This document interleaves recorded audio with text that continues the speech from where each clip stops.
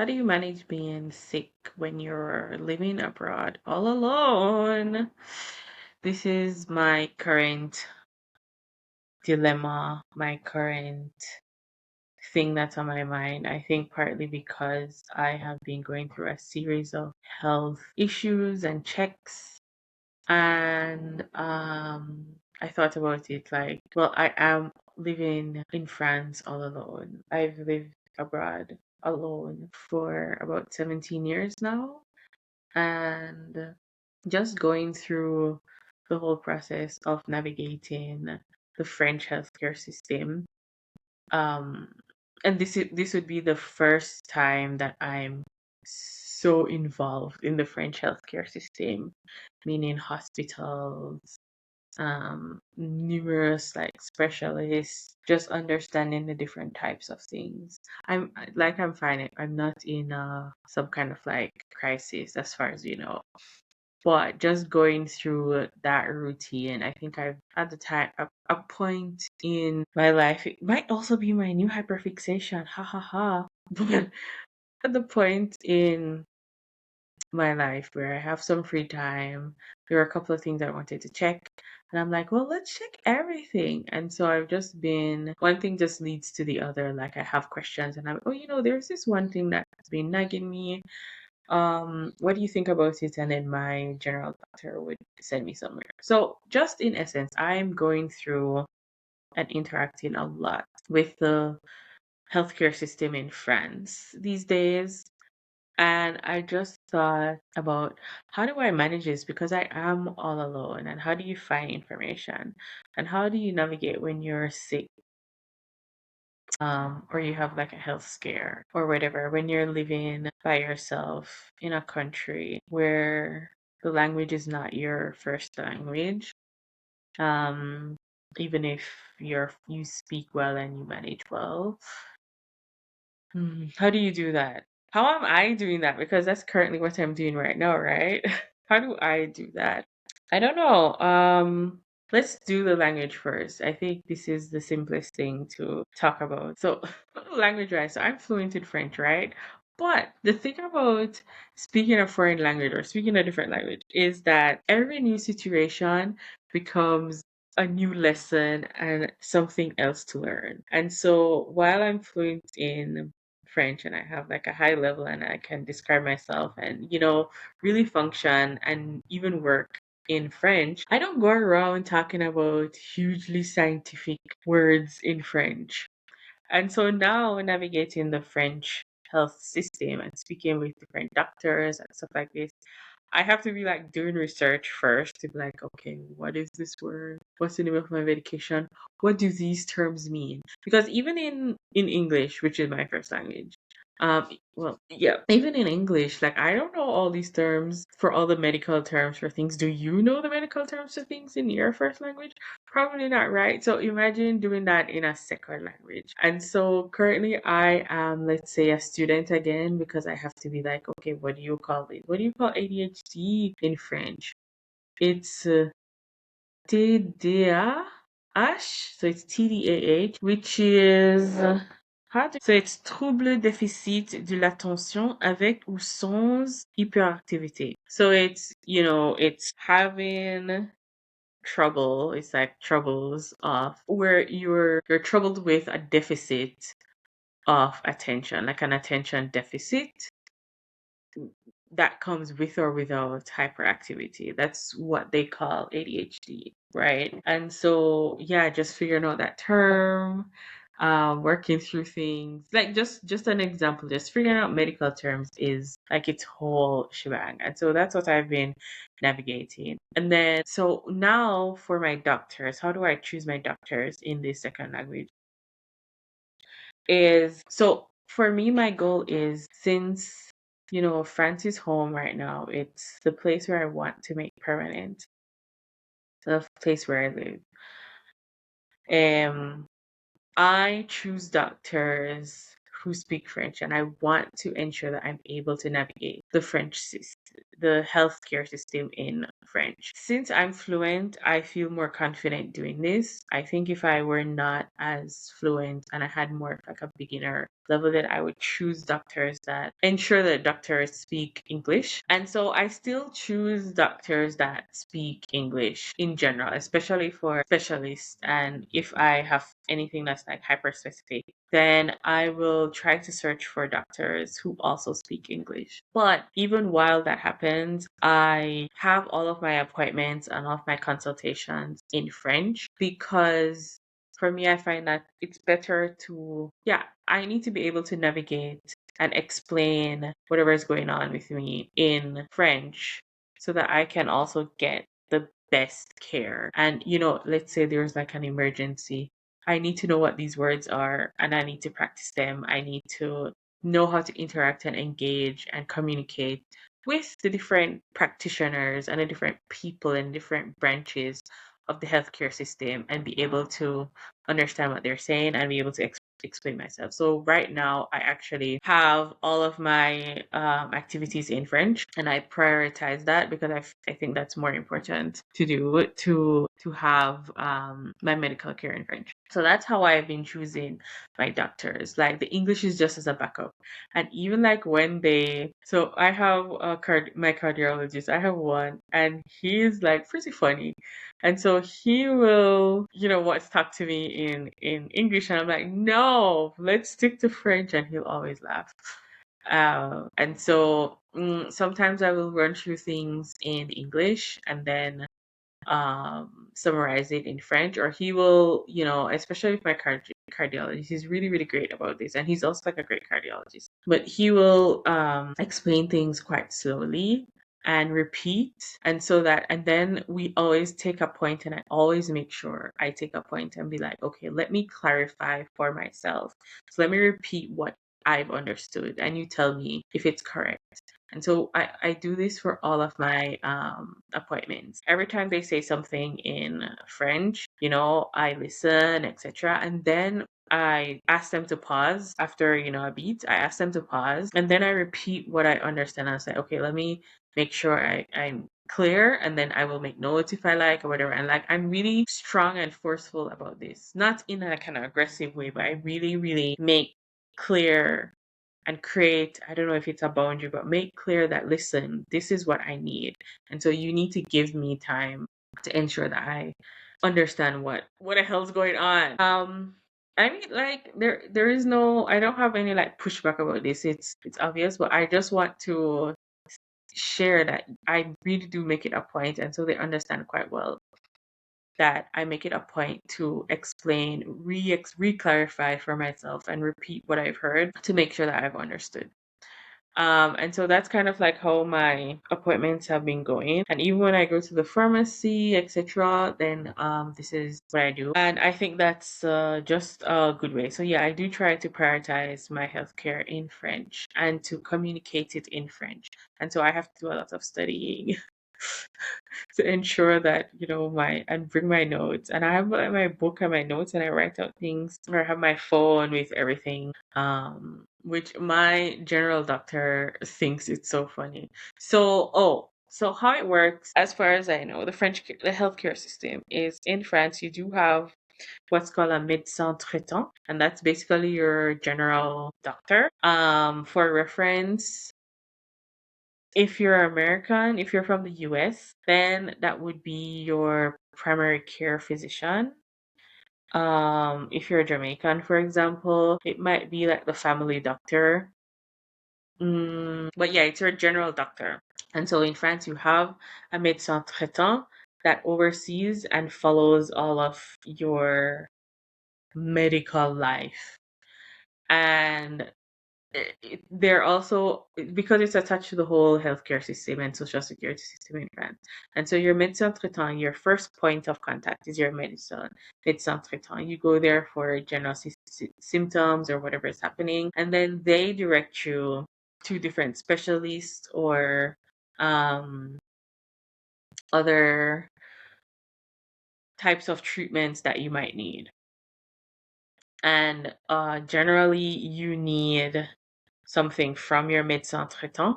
your general doctor, like a referral letter or a prescription or whatever, to see different experts, different specialists, different areas of healthcare. And if you don't have like that, that's how you tap into Social Security and get reimbursed, get subsidized, have your discounts, have discounted services, free services, etc. Without your médecin traitant managing, I was just gonna say gérer.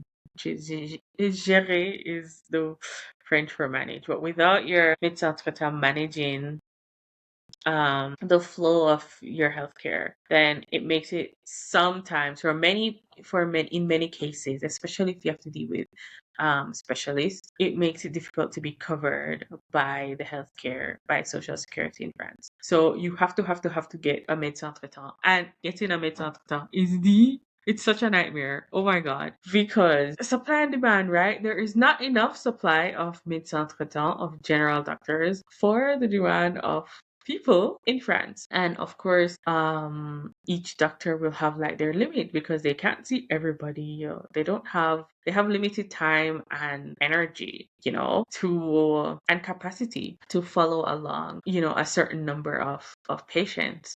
And so trying to find a médecin traitant, like if you find one, just keep one, because switching and getting a new person, sometimes you'll have to really, really search. Well, the good thing is that there is a good network where you go. It's called Dr. Libre, and it's like the repository of all the doctors in France.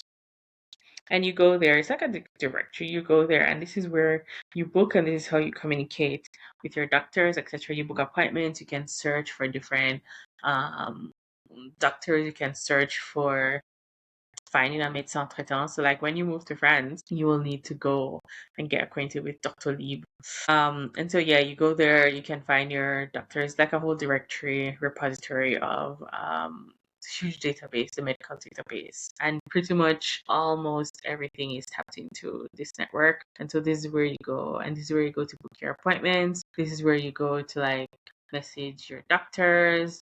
If they have, sometimes they will send you digital prescriptions, and so you pick it up through there. You have your own profile and your own account, and on that platform is where you do everything. So this is where you'd go to search for a médecin traitant. But really, yes, that idea of having a médecin traitant, I think it's really, really great, because it does force you to have one person, at least one person, following along all of your medical history, and really, really understanding and having a good idea of what's going on. But yeah, the trick is to find a good one, to find one that is tailored for you. So for me and my mental hospital, it was important for me to find one who is Black, and so my general doctor is Black.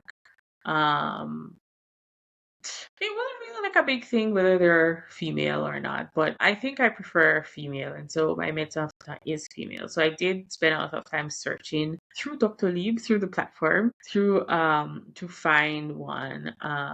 So again, I had like even more constraints, right? Because I needed someone who, fortunately, I live in Paris. So Paris is it's a bigger city, it's the biggest city, it's the capital. And so there will be more access to resources and infrastructure and etc. So obviously more doctors are available in Paris. So that was like a good one. But I had to, find someone that was near. But Paris is also huge. Find someone that find a médecin traitant who is Black, who lives in Paris. And then I did choose female because yeah, I am also female, and I think in this case, representation matters quite a lot. And so sometimes, especially if I'm trying to like explain what's going on, I feel they might know or might be able to relate a little bit more. Not necessarily empathize, but understand better what I'm talking about, because we share the same type of body. But it wasn't really the biggest thing, but I did want somebody who was Black, because while we are all humans together, illnesses do not show up the same way in our bodies. And so I wanted to make sure that I had somebody who would be able to identify. Like, for example, I had some random, I have no idea, but apparently I got like 8 years ago this rash. And it was kind of like a ringworm, like what age am I?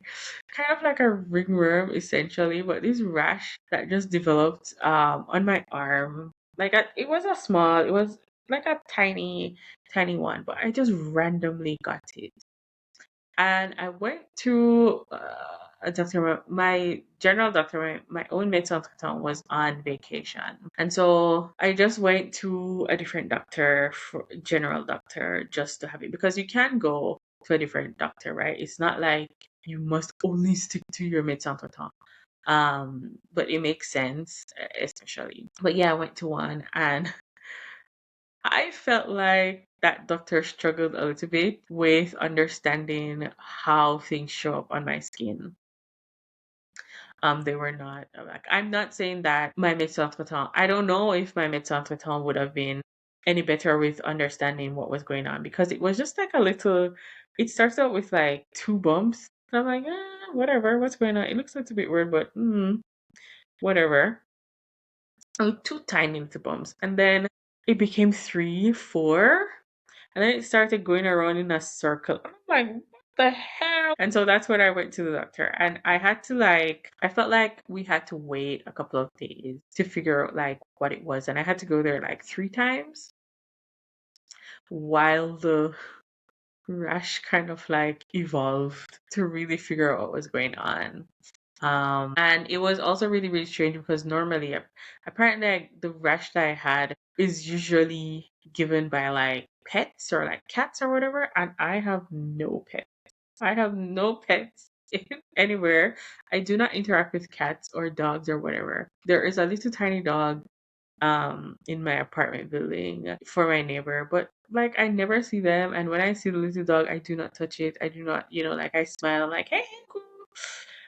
But I'm not like petting it and doing all these things. So it was like really, I think that also helped with like making it a little bit difficult to diagnose in like, well, you've never interacted with anything. So how do you have this? So I think that was also why. But I also did feel, and it could just be me, but I also did feel that she struggled a little bit with identifying it. I think if it was on a white person's skin, she would be quicker or more confident in what it was. And so that also kind of like, I don't know, confirmed, but I guess a little bit, kind of like confirmed a little bit in my box, like, you should have at least one black doctor in your, especially as your médecin traitant. Maybe maybe you did a good job with choosing somebody who's black.